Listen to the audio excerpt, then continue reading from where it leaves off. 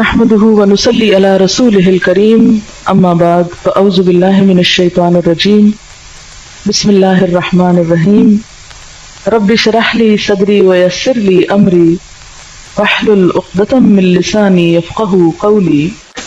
سورۃ الفاتح کی اہمیت اور فضیلت بہت دفعہ بھی پڑھی ہوگی، صرف یاد دہانی اس لیے کرا دیتے ہیں کہ انسان اگر سورۃ الفاتحہ پر بھی توجہ کر لے نماز میں تو باقی نماز میں خشوع آ جاتا ہے۔ آپ یہ تجربہ کر کے دیکھیے، اگر آپ نے سورۃ الفاتحہ کو کیچ کر لیا نا کہ اس کو غور سے توجہ سے ترجمے کے ساتھ پڑھ لیا، ترجمے کے ساتھ مرادی کے دل میں اس کا معنی دہرا رہے ہیں، تو آپ دیکھیں گے کہ آپ نماز میں ٹک جاتے ہیں، پھر نماز میں فوکس قائم ہو جاتا ہے۔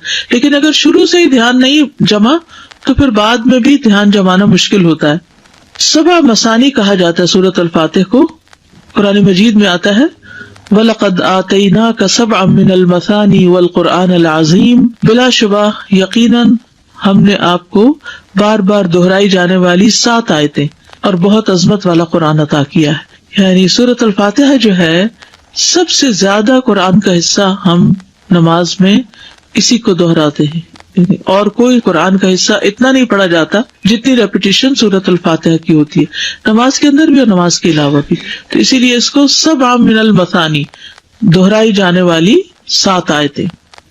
رسول اللہ صلی اللہ علیہ وسلم نے فرمایا اللہ عز و جل نے ام القرآن فاتحہ جیسی سورت نہ تورات میں نازل فرمائی اور نہ ہی انجیل میں، اور یہی 7 مثانی ہے، اور اللہ تعالیٰ فرماتے ہیں یہی صورت میرے اور میرے بندے کے درمیان تقسیم شدہ ہے، اور میرے بندے کو وہی ملے گا جو وہ مانگے گا۔ کیسے تقسیم شدہ ہے؟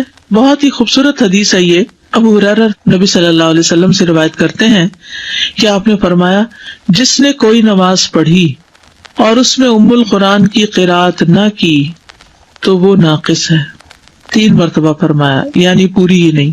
ابو ہریرہ سے کہا گیا ہم امام کے پیچھے ہوتے ہیں، انہوں نے کہا اس کو اپنے دل میں پڑھ لیا کرو، کیونکہ میں نے رسول اللہ صلی اللہ علیہ وسلم سے سنا آپ فرما رہے تھے اللہ تعالیٰ نے فرمایا میں نے نماز اپنے اور اپنے بندے کے درمیان آدھی آدھی تقسیم کی ہے، اور یہاں نماز سے مراد کیا ہے؟ سورۃ الفاتحہ، اور میرے بندے نے جو مانگا وہ اس کے لیے ہے۔ اور اگر اوور آل اس کو لے تو نماز میں کچھ حصہ اللہ سبحانہ تعالیٰ کی تسبیح ہے، حمد ہے، اور کچھ حصہ دعا ہے۔ نماز کا مطلب کیا ہے؟ دعا۔ تو نماز میں یا ہم دعائیں مانگ رہے ہوتے ہیں یا اللہ کی تعریف بیان کر رہے ہوتے ہیں، ٹھیک ہے؟ تو بندہ جب اللہ کی تعریف کر چکتا ہے اور پھر اپنے لیے دعا کرتا ہے تو دعا قبول ہو جاتی ہے۔ جب بندہ الحمدللہ رب العالمین کہتا ہے تو اللہ تعالیٰ فرماتا ہے میرے بندے نے میری تعریف کی۔ جب وہ الرحمن الرحیم کہتا ہے تو اللہ تعالیٰ فرماتا ہے میرے بندے نے میری ثنا بیان کی۔ جب وہ مالک یوم الدین کہتا ہے تو اللہ تعالیٰ فرماتا ہے میرے بندے نے میری بزرگی بیان کی، یا فرماتا ہے میرے بندے نے اپنے معاملات میرے سپرد کر دیے۔ پھر جب وہ ایاک نعبد و ایاک نستعین کہتا ہے تو اللہ تعالیٰ فرماتا ہے یہ میرے اور میرے بندے کے درمیان ہے، اور میرے بندے نے جو مانگا وہ اس کا ہے۔ اور جب اہدنا الصراط المستقیم صراط الذین انعمت علیہم غیر المغضوب علیہم ولا الضالین کہتا ہے تو اللہ فرماتا ہے بندے کا ہے اور میرے بندے کے لیے ہے جو اس نے مانگا۔ پھر ہدایت کیسے نہیں ملے گی؟ انشاءاللہ ہدایت ملے گی، کیونکہ اللہ نے وعدہ کر لیا۔ اب آپ دیکھیے اگر ہم نے اللہ کی تعریف کی اور ہمیں سمجھ نہیں آئی ہم نے کیا کیا، ایسے ہی بس تعریف کر گئے، اور دعا مانگتے وقت ہم تھوڑے سے متوجہ ہو گئے تو پھر ہم کیا کر رہے ہیں؟ تو سورۃ الفاتحہ کی ایک خوبی یہ ہے کہ یہ اللہ اور بندے کے درمیان تقسیم ہے۔ سفیان کہتے ہیں مجھے یہ روایت علاء بن عبد الرحمن بن یعقوب نے سنائی، میں ان کے پاس گیا، وہ گھر میں بیمار تھے، میں نے ان سے اس حدیث کے بارے میں سوال کیا اور انہوں نے مجھے یہ سنائی۔ اب سورۃ الفاتحہ کی قراءت کا طریقہ کیا ہے، کیسے پڑھی جائے؟ ایک ایک آیت کو وقف کر کے پڑھنا۔ ام سلمہ سے مروی ہے کہ ان سے رسول اللہ صلی اللہ علیہ وسلم کی قراءت کے متعلق پوچھا گیا تو انہوں نے فرمایا کہ آپ ایک ایک آیت کو وقف کر کر کے پڑھتے تھے۔ پھر انہوں نے سورۃ الفاتحہ کی پہلی 3 آیات کو توڑ توڑ کر پڑھا، یعنی توڑ توڑ کے یعنی کہ آیت بیچ میں توڑ دی بلکہ ہر آیت پہ وقف کیا۔ بسم اللہ الرحمن الرحیم الحمد للہ رب العالمین الرحمن الرحیم مالک یوم الدین۔ اور پھر کہتی ہیں کان یقطع قراءتہ آیتن آیتن، کہ نبی صلی اللہ علیہ وسلم ایک ایک آیت کو وقف کر کے پڑھتے تھے، پھر آپ صلی اللہ علیہ وسلم الفاتحہ پڑھتے، آپ اس کی ایک ایک آیت الگ الگ کر کے پڑھتے، بسم اللہ الرحیم پڑھتے، پھر رک جاتے، پھر الحمدللہ پڑھتے، اور پھر باقی بھی اسی طرح آخر تک۔ اسی طرح آپ کی تمام قرات تھی۔ آپ آیات کے اختتام پر رک جاتے اور ایک آیت کو دوسری سے ملا کر نہیں پڑھتے۔ حضرت عبداللہ بن عباس فرماتے ہیں کہ ایک دن جبریل علیہ السلام رسول اللہ صلی اللہ علیہ وسلم کے پاس بیٹھے ہوئے تھے، کیونکہ آپ کو معلوم ہے نا کہ جب وہ وحی لاتے تھے تو آپ کے پاس بیٹھتے تھے، کہ انہوں نے اپنے اوپر ایک زوردار آواز سنی۔ انہوں نے اپنا سر اٹھایا، پھر فرمایا یہ آسمان کا ایک دروازہ ہے جو آج سے پہلے کبھی نہیں کھلا۔ پھر فرمایا یہ ایک فرشتہ ہے جو آج سے پہلے زمین پر کبھی نہیں اترا۔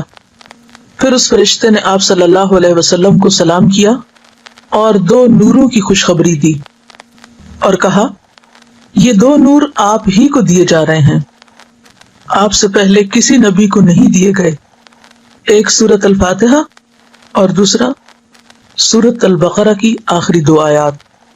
آپ جب کبھی ان دونوں میں سے کوئی کلمہ تلاوت کریں، یعنی سورۃ فاتحہ پڑھیں یا سورۃ البقرہ کی آخری آیات پڑھیں، تو آپ کو طلب کردہ چیز ضرور عطا کی جائے گی، یعنی اس کے بعد دعا قبول ہوتی ہے۔ صحیح مسلم کی روایت ہے۔ تو اس سے پتہ چلتا ہے کہ سورۃ الفاتحہ کتنی عظیم سورت ہے اور اس کا پڑھنا کتنا بابرکت ہے، اور اللہ سبحانہ وتعالی نے رسول اللہ صلی اللہ علیہ وسلم پر خاص انعام فرمایا اور آپ کو یہ سورت عطا فرمائی۔ قرآن پاک میں آتا ہے وَلَقَدْ آتَيْنَاكَ سَبْعًا مِّنَ الْمَثَانِي وَالْقُرْآنِ الْعَظِيمِ، کہ ہم نے آپ کو 7 بار بار دہرائی جانے والی آیات عطا ہیں، اور اس سے مراد سورۃ الفاتحہ ہی ہے۔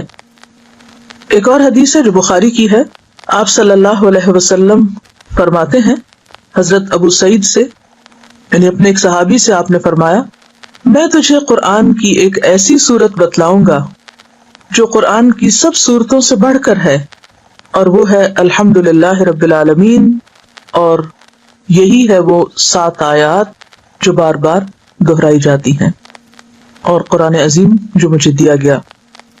حضرت ابو ہریرہ رضی اللہ عنہ فرماتے ہیں کہ آپ صلی اللہ علیہ وسلم نے فرمایا سورت الحمد ہی ام القرآن ام الکتاب، اور دہرائی ہوئی 7 آیات ہیں۔ یہ ترمذی کی روایت ہے۔ اس سورت کا نام الشفا بھی ہے اور الرقیہ بھی ہے، یعنی اس کے ذریعے دم بھی کیا جاتا ہے، شفا بھی حاصل ہوتی ہے، اور ویسے تو قرآن سارے کا سارا ہی شفا ہے۔ سبحانک اللہم و بحمدک اشہد ان لا الہ الا انت استغفرک و اتوب الیک۔ السلام علیکم و رحمۃ اللہ وبرکاتہ۔